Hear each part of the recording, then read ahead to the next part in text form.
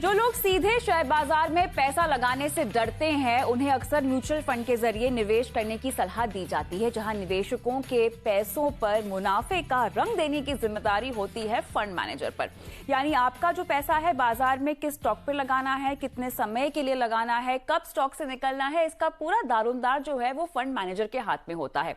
फायदेमंद फंड, हमारी इस खास पेशकश में हम आपको फंड की देखरेख करने वाले फंड मैनेजर से मिलवाते हैं और आपके फंड को लेकर उनकी रणनीति क्या है ये जानने की कोशिश करते हैं। नमस्कार, मैं हूं आपके साथ कविता थपलियाल और आज के इस शो में फंड की बात तो होगी ही, साथ ही हमारे सुझाए गए पोर्टफोलियो की परफॉर्मेंस चेक होगी और आपके सवालों के तमाम जवाब भी हम देंगे। लेकिन चलिए शो की शुरुआत करते हैं पोर्टफोलियो चेक के साथ, जहां पर आज बारी है 25 साल के युवा इन्वेस्टर नीतीश पांडे की। इनको जो पोर्टफोलियो हमने रेकमेंड किया है इनके लक्ष्य के मुताबिक किया है। इनका लक्ष्य क्या है? 5 करोड़ रुपए जमा करना, ये इनका आर्थिक लक्ष्य है और इतनी कम उम्र में निवेश की जो रणनीति इन्होंने शुरू की है वो इसी लक्ष्य के लिए की है। तो चलिए इनसे रूबरू हो जाते हैं। पहले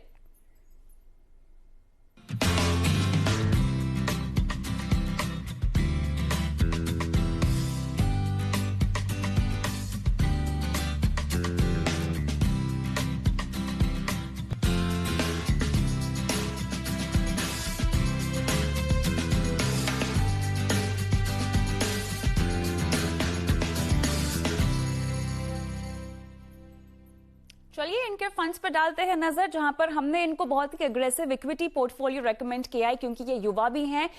ये निवेश तो कर रहे हैं 10,000 रुपए हर महीना एसआईपी के जरिए, लेकिन इनके पास काफी लंबी अवधि है और इसी लिहाज से हमने इनको कंप्लीट इक्विटी अप्रोच भी सजेस्ट की है। यूटीआई इक्विटी है इनके पोर्टफोलियो में, एक्सिस ब्लू चिप है, एमयूएसएल मिड कैप 30 है और एक्सिस लॉन्ग टर्म इक्विटी है टैक्स बचत के लिहाज से। लेकिन आप देखिए जनवरी से लेकर अब तक अगर हम इस पोर्टफोलियो में देखें तो कुल मिला के अगर आप यूटीआई इक्विटी की खासतौर से परफॉर्मेंस देखें तो लगभग 14.5% की परफॉर्मेंस यहां दिखाई दे रही है। उसके बाद एक्सिस लॉन्ग टर्म इक्विटी में अगर हम देखें तो 5.25% और एमयूएसएल मिड कैप ने भी लगभग 6.25% की परफॉर्मेंस से ये आगे है। एक्सिस ब्लू चिप में आप देख सकते हैं 7.25% की परफॉर्मेंस दिखाई दे रही है। कमोवेश यहां पर बाजार में जितनी भी हमने रिकवरी देखी है उसका इनके पोर्टफोलियो पर असर होता हुआ दिखाई दे रहा है। एवरेज निकाले तो इनका पोर्टफोलियो अब तक 8 से 10% जो है वो कमा चुका है जनवरी से लेकर अब तक की अगर हम बात करें तो। ये है नीतीश पांडे का पोर्टफोलियो और उनके पोर्टफोलियो की फिलहाल की परफॉर्मेंस। लेकिन हम आगे बढ़ते हैं और आज की खास बात करते हैं। जी हाँ, आज हम बात करेंगे मोतीलाल ओसवाल फोकस 25 फंड की और हमारे बीच मोतीलाल ओसवाल एएमसी के फंड मैनेजर सिद्धार्थ बोत्रा भी जुड़ गए हैं। बोत्रा जी, स्वागत है आपका सीएनबीसी आवाज पर और फायदेमंद फंड्स में, जहां पर हम निवेशकों को फंड मैनेजर्स से मिलवाते हैं और आज आपके फंड की बात करेंगे, यानी मोतीलाल ओसवाल फोकस 25 फंड की। बता दें अपने दर्शकों को कि ये जो फंड है वो 2013 में लॉन्च हुआ है। मोटे तौर पे अगर आप समझना चाहें तो ये फोकस कैटेगरी में एक लार्ज कैप फंड है। मिनिमम निवेश 500 रुपए का आप इसमें कर सकते हैं और खास बात यह है कि अगर आपने इस फंड में एसआईपी के जरिए निवेश किया होता, यानी 5 साल पहले अगर आपने शुरुआत की होती निवेश की, हर महीना आप लगाते 10,000 रुपए एसआईपी के जरिए, तो अभी तक लगभग 7,30,000 रुपए के आसपास आप जमा कर चुके होते। और परफॉर्मेंस के लिहाज से हम देखें तो पिछले 1 साल से खासतौर से इस फंड ने कमाल का प्रदर्शन जो है वो दिखाया है। लेकिन इसके पीछे क्या वजह है हम पूछेंगे बोत्रा साहब से। बोत्रा जी, शुरुआत करते हैं सवाल जवाब का ये सिलसिला और सबसे पहले आपके फंड के मौजूदा पोर्टफोलियो पर मैं सवाल पूछना चाहती हूं, जहां पर 23 स्टॉक्स हैं और पहले 10 स्टॉक्स की अगर हम बात करें खासतौर से तो 66.5% के आसपास का आपने तवज्जो एक्सपोजर यहां पर रखा हुआ है और इसमें भी फाइनेंशियल सेक्टर पर बोत्रा जी आपने ज्यादा जोर दिया है। क्यों बैंकिंग और प्राइवेट बैंक पर आप कोविड की स्थिति में भी बुलिश दिखाई दे रहे हैं जहां तक फंड के एलोकेशन की बात है? Good evening, Kavita, and thank you so much for having me in the show. So, अगर आप देखें, आप सही कह रहे हैं कि हमारे पोर्टफोलियो में अगर आप देखें तो BFSI का weight is almost around 41%। But अगर आप देखो तो BFSI में जो लेंडिंग कंपनीज होते हैं जैसे बैंक्स और NBFCs, उसका वेट खाली 30% है, whereas I think इंडेक्स में it is more like 33-34। And बाकी जो हमारे वेट्स हैं वो इंश्योरेंस कंपनीज में हैं। तो वो जो कंपनीज हैं जैसे HDFC लाइफ, ICICI लोम्बार्ड, तो ये दोनों वाइल BFSI में आप उसको काउंट करते हो, but in in insurance companies का बैलेंस शीट में देयर इज नो लिवरेज, उनमें कोई डेट नहीं होता, और इनका बैलेंस शीट बहुत कुछ एक कंज्यूमर कंपनी की तरह होता है। इनका बिजनेस भी to a large extent is B2C, मतलब आपके बिजनेस टू स्ट्रेट अवे जो जो इनके क्लाइंट्स हैं उनके संग हैं। So that is the way it is. और so firstly that is the point, and second is कि हम लोग एक्चुअली बहुत बुलिश हैं प्राइवेट बैंक्स में, बिकॉज अगर आप देखो तो लास्ट 6 मंथ्स में क्या हुआ है कि जो पूरा बैंकिंग सेक्टर है has been beaten down, and लोगों ने अच्छे बैंक बुरे बैंक सबको एक सा ट्रीटमेंट दिया है। हमारा सेंस है कि इसमें जो अच्छे बैंक हैं, जो 2-3 बड़े अच्छे बैंक्स हैं या NBFCs हैं, अगर आप 2 साल बाद देखोगे तो जो डिफ्रेंशिएशन होगा बहुत ह्यूज हो जाएगा। दैट इज कई कंपनीज जो एक्सपीरियंस होगा इस कोविड का, for some companies will be very manageable and negligible in terms of credit cost, और कई लोगों के लिए हो सकता है कि इसका इम्पैक्ट बहुत नेगेटिव हो। तो इसके कारण क्या होगा कि जब performance difference between good banks and good NBFC versus the rest will be huge, and I think market अभी उसको उतना ध्यान नहीं दे रहा है। और हमें लगता है कि हम जो बैंक्स होल्ड करते हैं, whether it be HDFC bank, Kotak, ICICI bank, या फिर NBFC में HDFC, these all will emerge much stronger. The balance sheet में कोई इश्यू नहीं है, they very strong balance sheet, इनकी ग्रोथ भी इंटैक्ट हैं। सो हमें लगता है कि one of the best value in market today is in some of these private and banks and NBFC. बिल्कुल, तो यहाँ पर फाइनेंशियल्स पर तो आपने काफी इंटरेस्ट दिखाया ही है और आपको लगता है कि काफी हद तक आगे बढ़ने में ये अपना दमखम दिखाएंगे।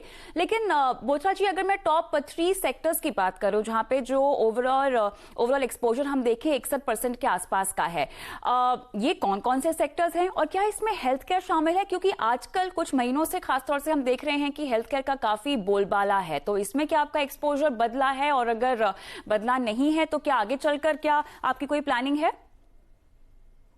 सो अगर आप देखो तो 3 जो बड़े सेक्टर्स हैं हमारे फंड में, तो सबसे बड़ा सेक्टर तो BFSI है, जहां हमारे पास अराउंड 41% वेट है। द सेकंड लार्जेस्ट वेट हमारा एक्चुअली IT में है, where is close to around 15% between TCS and Infosys। और जो थर्ड लार्जेस्ट कैटेगरी है हमारा वेट्स में, वो हेल्थ केयर है। हमारे पास हेल्थ केयर में अगर आप देखो तो हमारे पास 3 कंपनीज हैं। वी हैव एबॉट, हमारे पास डॉक्टर रेड्डी है, और हमारे पास प्रॉक्टर एंड गैम्बल हेल्थ है, जो कि पहले उसका नाम मर्क रहता था, तो उसका नाम अब चेंज होकर अब प्रॉक्टर एंड गैम्बल हेल्थ हो गया है। तो ये 3 बड़े होल्डिंग्स हैं हमारे फार्मा में। So these are the 3 top sectors. बिल्कुल, हेल्थ केयर की बात करें तो आपने जो बड़े नाम है, बाकी ल्यूपिन हो गया, सिप्ला हो गया, उनको क्यों नहीं चुना? कोई खास वजह? हाँ, सो आपका क्वेश्चन आपका सही पूछ रहे हैं। तो बेसिकली क्या है कि हमारे फंड में हम केवल 20 या 21 स्टॉक ही ले सकते हैं। सो हमारा कोशिश रहता है कि हर सेक्टर में जो ओवर 3 ईयर 5 ईयर हमें लगता है कि one of the best performing और जो सबसे आउटस्टैंडिंग कंपनीज हैं, we typically try and buy those companies. और हमारे पास हर सेक्टर में ऐसे फिर 2-3 ही कंपनीज रहते हैं। जैसे मैंने आपको कहा कि फार्मा में हमारे पास 3 ही कंपनी है, डॉक्टर रेड्डी, और उसके बाद अगर आप देखो तो Abbott and Procter and Gamble health. तो doctor Reddy gives us a similar play to compare to say Sun and all of the US market. So to that extent, that's how we have positioned the fund. आगे चलकर अब क्योंकि हम देख रहे हैं कि धीरे धीरे इकोनॉमी जो है वो पटरी पर आती हुई दिखाई दे रही है, बोथरा साहब, जो आपके टॉप 3 सेक्टर्स हैं, क्या इसमें कुछ और इजाफा हो सकता है? ये टॉप की लिस्ट की ओर बढ़ सकती है? कोई खास सेक्टर जहां पर आपकी नजर है, आप उसको लगातार ट्रैक कर रहे हैं कि इसकी कंपनी को पोर्टफोलियो में ऐड किया जाए? सो ऑब्वियसली देखिए मार्केट्स में क्या हो रहा है कि अगर आप लास्ट 6 मंथ्स देखो तो फर्स्ट अगर आप मार्च अप्रैल में जाओ तो उस समय there was huge panic and there was a lot of uncertainty. So you know, as the market, as the environment becomes clearer और ये कोविड के इश्यूज थोड़े रिजॉल्व हो जाएंगे, हमें लगता है कि नॉर्मलसी आएगा, तो नॉर्मली क्या होता है किसी भी फंड में आप एक ऑफेंसिव और डिफेंसिव दोनों तरह के स्टॉक्स रखते हो, ताकि यू नो व्हेन आई से डिफेंसिव, तो डिफेंसिव में essential segments, essential goods, essential services इस तरह के रहते हैं, और sometimes on the offensive what I mean is which are very highly levered to economy, that is उनका performance economy के ऊपर बहुत depend करता है, because on their own you know they cannot do well, I mean they need the economy to do well. So आपका question का you know if I have understood well, then what will happen is as the you know as the environment improves, the COVID is behind us, and the economy actually starts picking up steam, maybe we will have more economy linked you know some of the discretionaries or more the economy linked stocks. अभी हमारा weightage in economy linked or some of these stocks which I mentioned is more like 20%. But as we move forward, as scenario improves, you know maybe some of these stocks could we could look to you know increase weight. बिल्कुल, तो यहाँ पर portfolio में आगे चलकर आप स्थिति को देखकर बदलाव तो करेंगे ही, उम्मीद भी आपसे यही की जाती है क्योंकि आप फंड मैनेजर हैं। लेकिन चलिए थोड़ा सा परफॉर्मेंस पर बात करते हैं। वैसे तो इस तरह के फंड्स को अगर आप निवेश के लिए पोर्टफोलियो में शामिल कर रहे हैं बोथरा जी, तो मिनिमम 5 साल का तो नजरिया होना ही चाहिए।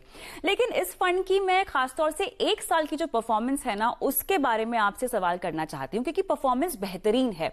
टर्नओवर रेशियो की बात करें लगभग 60% के आसपास बताया जा रहा है। क्या ऐसे बदलाव किए आपने कि कोविड जैसे माहौल में भी पोर्टफोलियो जो है वो शफल करने की हिम्मत आपने दिखाई सबसे पहले तो, और क्या टर्नओवर रेशियो एवरेज है या कोविड की वजह से बड़ा है?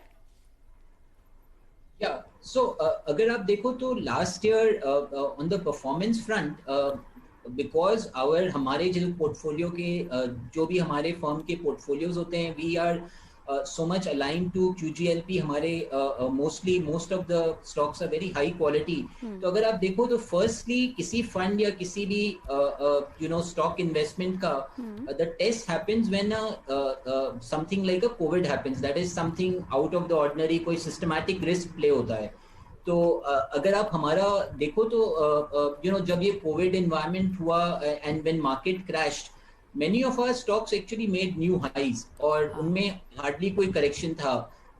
So you know we had almost like 12% alpha in the last year, largely boosted because हमारा down capture बहुत अच्छा था जब COVID और में markets was cracking, we didn't fall so much. And so that is I think what is leading to this 1 year good performance. You know, whereas a lot of the other stocks or portfolios corrected sharply in the COVID environment, हमारे stocks जैसे अगर आप Abbott देखो या you know we used to have Avenue and couple of other stocks, they were almost like you know 5-10% below only, whereas market had fallen 30-40%. जो turnover, so this is point 1. आपका जो second point है on turnover ratio, अगर आप turnover ratio देखें तो हमारा historically turnover ratio has been more like 40% के around. This year it has gone up because you know you're right, you know some changes we did, like we added Reliance. So Reliance alone was like a 8-10% weight, and so I think that stock alone would have led to some increase in turnover ratio. Otherwise you know investors who are looking to invest in our fund, they should you know always remember that in ours is a हमारा fund जो है is more like a buy and hold strategy fund. So in terms of expectations, you should expect very low turnover. So अगर आप industry average देखो तो turnover I think is more like 80 plus. So we have always been significantly lower. Even at 60 we are much lower than the industry average today. But our effort, हमारा effort यही रहता है कि हम turnover इससे भी कम रखें ताकि हमारा चर्न और बहुत कम हो पोर्टफोलियो में। बिल्कुल, बाय एंड सिट टाइट, ये तो मेरे ख्याल से आपकी फिलॉसफी में से एक है। इन्वेस्टर ट्रेंड्स की बात करते हैं बोथरा साहब, जहां पे लगातार हम देख रहे हैं जो विड्रॉल्स है, जो निकासी है निवेशक जो कर रहे हैं, उसमें इजाफा हुआ है। साफ तौर से निवेशकों का डर ये बताता है। आप पर किस तरह का इम्पैक्ट इस पर पड़ा है? साथ ही अगर मैं पूछना चाहूं कि कैश लेवल्स की स्थिति कैसी है, निकासी को लेकर क्या इसका इम्पैक्ट आप पर पड़ा है, इसके बारे में जानकारी दें। Right. So your first question was on what has been the impact on any retail because of COVID, any fund withdrawal and so on. So अगर आप हमारा fund देखो तो it's been very steady even in the COVID months of April, May. The most impacted months I meant by COVID. We had actually seen net accrual to this fund. So this fund has essentially not seen any major redemption or इस fund में ऐसा since last 1 year there's been a gradual increase only. So if you look over the last 3 years or odd, this fund in size would have gone up by 2.5 to 3x. बिल्कुल, आगे बढ़ते हैं। Large cap category की अगर मैं बात करूं बोथरा जी, benchmark के लिहाज से अगर देखा जाए तो लार्ज कैप फंड बेंचमार्क को फिलहाल बीट करने में थोड़े से असमर्थ दिखाई दे रहे हैं और काफी हद तक निवेशकों का रुझान इस वक्त हमें दिखाई दे रहा है जो कि इंडेक्स फंड की ओर जा रहा है। आप ये बताएं हमें कि इन सब के बावजूद जो माहौल है फिलहाल, जिस तरह की परफॉर्मेंस लार्ज कैप में दिखाई दे रही है, उसके बावजूद क्या एक्टिव फंड पर आप अभी भी बुलिश हैं? क्या आपको लगता है कि फंड मैनेजर की फीस से छुटकारा मिल जाएगा और अब रिटर्न भी यहां पर बेहतर है, तो निवेशकों को पैसिव फंड भी पोर्टफोलियो में शामिल करना चाहिए या रणनीति भी उनको अपनानी चाहिए वैसी? क्या कहेंगे आप इसमें? फोकस फंड पर भी अपनी राय दें। Sure.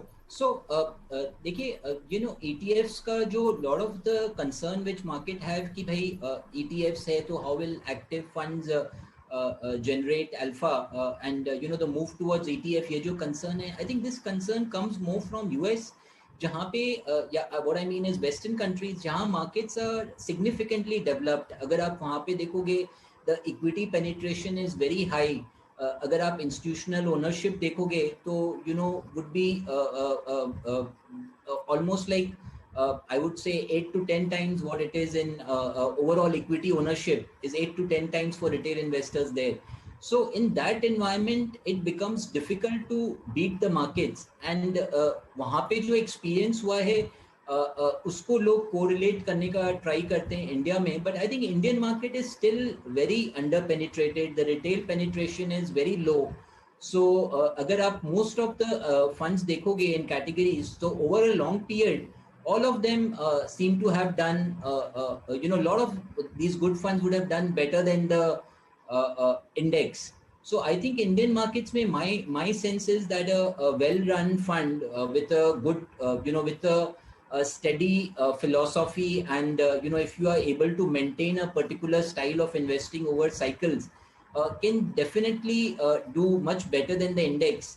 And even the 2-3-4% जो आप ज़्यादा करते हैं when it compounds over 4-5 years makes a big तब जाके टोटल फायदा होता है. तो क्योंकि यहाँ पर आप unique style of investment adopt करने की बात कर रहे हैं तो मुझे यहाँ पर आपकी रिस्क रिडक्शन स्ट्रैटेजी के बारे में जानना है, क्योंकि देखिए बाजार अच्छा हुआ तो ये सभी जो स्टॉक्स हैं वो आपको उम्दा रिटर्न्स देंगे, लेकिन जब बाजार की विपरीत चाल हो जाएगी तब यहाँ पर घाटा भी हो सकता है. तो घाटा कम हो या निवेशकों का मुनाफा बरकरार रहे, इसके लिए आप रिस्क रिडक्शन स्ट्रैटेजी क्या अपनाते हैं? Absolutely. So देखिए सब risk strategy क्या होता है? Risk strategy first has to be done when you buy a stock. आप अगर थोड़ा weak stocks या bad management उस तरह के stocks ले लेंगे, उसके बाद आप कितना ही risk strategy लगाइए तो उससे कोई काम नहीं आता. तो अगर आप देखें तो हमारे firm at Motilal Oswal AMC we have this unique we have this philosophy which we all follow, which is the QGLP, which is quality, growth, longevity, price. So the fact that it starts with quality is that there's a huge focus on high quality businesses, high quality management.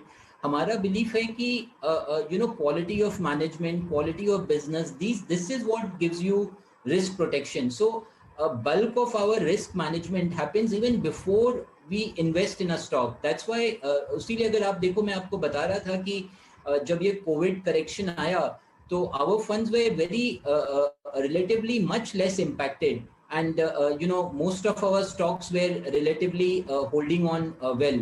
So that is only possible अगर आपने quality companies लिया है, आपने risk management पहले सोचा है, because हम the way हम जिस तरह से देखते हैं, हमें लगता है कि हमारा एक फिड्यूशियरी ड्यूटी है, इन्वेस्टर्स हमें मनी देते हैं मैनेज के लिए, हाँ, तो मैनेज करने के लिए तो हमारा फर्स्ट काम है कि हम उनका मनी सेफ रखें, we safeguard their absolutely. Capital. So risk management for us is 60% before we buy, and obviously we follow all the risk management procedure, like trying to see कि हमारा sector allocate, we are properly well diversified, ऐसा नहीं हो कि हमारे पास कोई low liquidity stocks ज़्यादा आ गया हो, और a proper management to proper risk management framework is there. We have a very large risk team बिल्कुल, तो which is निवेशकों always का looking हित at एक बिल्कुल आपने कंसिडर किया हुआ है, उनके हाँ. पैसे में उनको घाटा ना हो और उनकी कमाई लगातार बनी रहे, इसके लिए एक सधी हुई स्ट्रैटेजी जहां पे रिस्क और रिटर्न को बैलेंस करके जो है आपने फंड को डिजाइन किया है, उसका पोर्टफोलियो बनाया है। बहुत बहुत शुक्रिया मोतीलाल साहब, समय निकालकर हमसे बात करने के लिए। तमाम बारीकियां मोतीलाल ओसवाल फोकस 25 की हमने आपको बताई है। इस फंड में अगर आपको निवेश करना है तो आपका कम से कम नजरिया 5 साल का होना चाहिए, और बाजार की उतार चढ़ाव जो चाल होती है उससे ये फंड भी अछूता नहीं है। इनफैक्ट कोई भी फंड अछूता नहीं रहेगा, लेकिन हाँ, जल्दबाजी नहीं करनी चाहिए किसी भी फंड से निकलने में। इसी नोट पे हम रुकेंगे छोटे से ब्रेक के लिए, और ब्रेक के उस पार रैंक एमएफ के ओमकेश्वर सिंह जी हमारे साथ जुड़ेंगे, जो देंगे दर्शकों के सवालों के जवाब।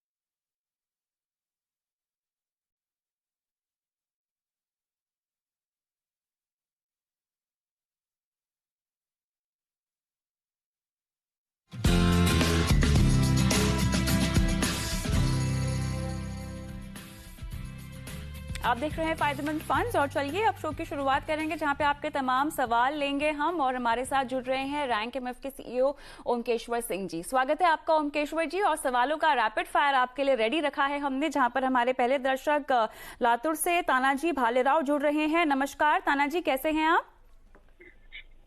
Fine madam, fine. ओके, आपने टैक्स बचत के लिए एक फंड की रिकमेंडेशन मांगी है। इससे पहले कोई फंड आपने और शामिल किया है टैक्स सेविंग के लिए? मैडम एक्चुअली एक्चुअली मैं एक्सिस बैंक का लॉन्ग टर्म का अपना टैक्स सेवर प्लान ऑलरेडी मेरा है। हाँ। और अभी आपका ही अपना चैनल देख के मैंने पराग पारिक का भी रिकमेंडेशन वो भी मैंने स्टार्ट किया एक्चुअली 2000 रुपए मंथली बेसिस के ऊपर टैक्स सेवर। तो मुझे और एक नहीं टैक्स सेवर नहीं है पराग पारिक का। हाँ, आपका सवाल तो लेकिन ईएलएसएस पर ही है ना, तो मुझे आपको टैक्स सेवर चाहिए था अभी एक्सिस बैंक का ही। एक और चाहिए?